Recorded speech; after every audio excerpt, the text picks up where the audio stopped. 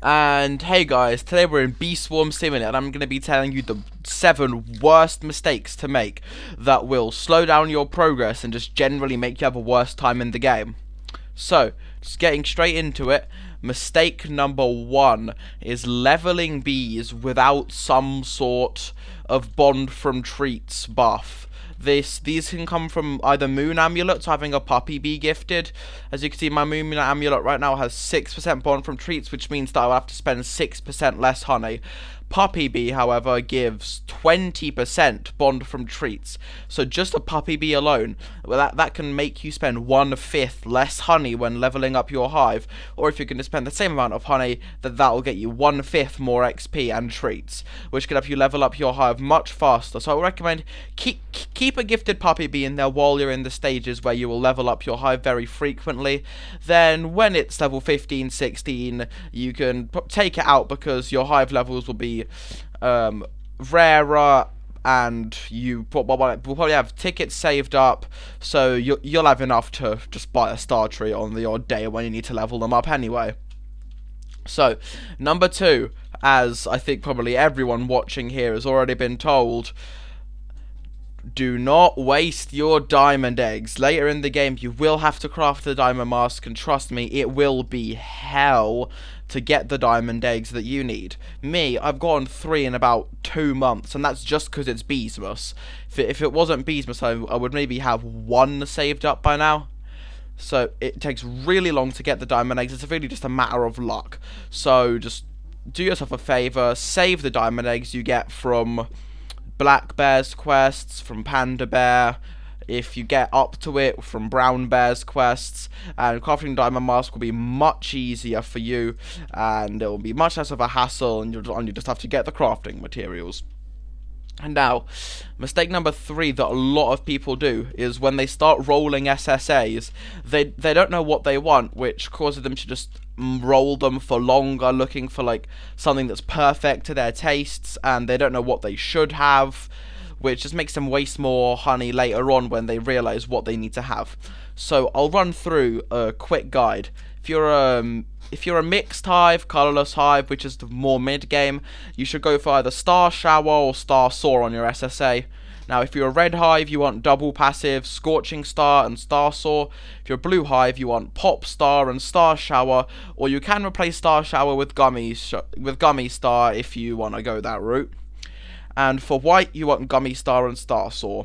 Whatever hive you are, you should obviously try and base the stats of your amulet off of it. You don't want a Scorch Star amulet with blue pollen and instant conversion for white, because it's just not going to work for you. Its buffs just won't help. Now, mistake number 3 is wasting loads of honey. Oh no, mistake number 4 is wasting loads of honey on royal jellies during the mid game. This is because right now in my purse, even if I used all the honey I had in my purse, 5.8 billion, I would maybe have a 25% chance to get a mythic, which just isn't worth it, because this honey takes a lot of time to grind, especially when you're in the mid game, and there's no need for you to go for mythics that much. If you're gonna royal jelly your mythics, you really want to be at the stage where you have hundreds of billions spare and you can afford to spend that much, so you're guaranteed at least a few mythics and you won't get scammed by the royal jelly dispenser. So if you are looking for something else to spend your money on, just spend it on hive slots. You can roll amulets, or if there's an item you're going for, you should always hold the amount of honey that you need for it while saving up materials, because you never know when you're going to get enough. Now, mistake number 5 I see is people, even when they have the 35 B zone, boosting without winds. Winds are really good in boosts.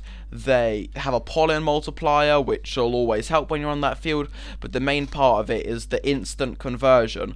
Without the instant conversion, you'll be wasting more micro converters.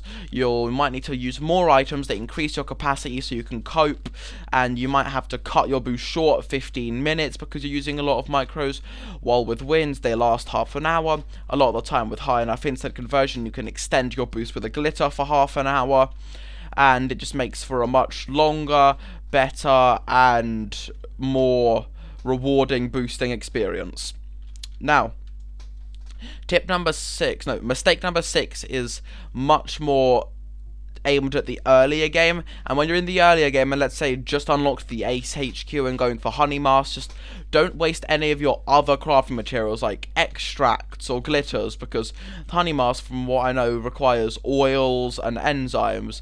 But while you're doing this, you shouldn't be throwing around your extracts, your glitter either, because you're going to need extracts for your cobalt guard, you're going to need glues for your honeycomb belt, you're going to need extracts for your crimson belt, glitter for your crimson guard.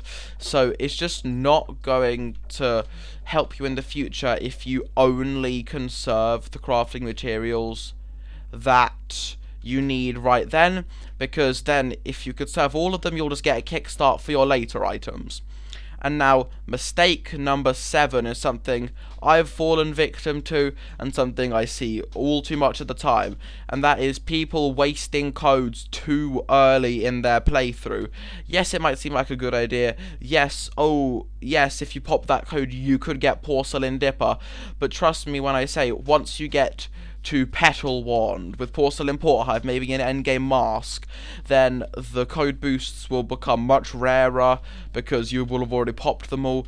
But you would really want code boosts at that stage because you need a lot of honey for all the different items, and the code boosts would be so much more useful to you if you just held on to them, grinded for a bit longer while you were in the early game, just like sucked it up, so you could use your boosts now when you're in the mid game instead of then, because they'll be so much more useful, get you much farther. You'll be able to make billions, even tens of billions with them. So that's it. Those are the 7 biggest mistakes I see people making. I hope that you guys don't fall victim to these mistakes, and that you can have a great experience in Bee Swarm without making these mistakes. Goodbye.